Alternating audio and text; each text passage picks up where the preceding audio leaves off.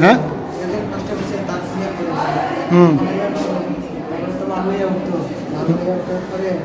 দেখা যাচ্ছে খুঁটি উন্নরে আস্তে আস্তে একটু উঠছে উঠার পরে খুঁটি ভাঙিয়া পড়ছে নিচে।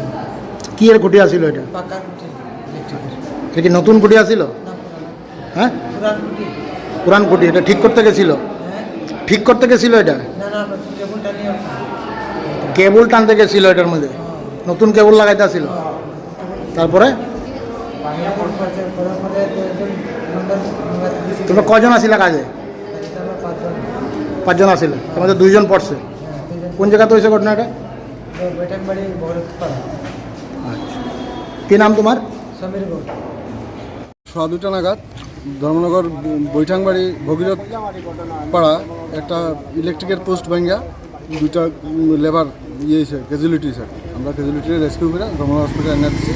তার নাম জানা গেছে, একজন হল বাপন ত্রিপুরা, বয়স 25, একজন লক্ষ্মীরাম গৌর, বয়স 35।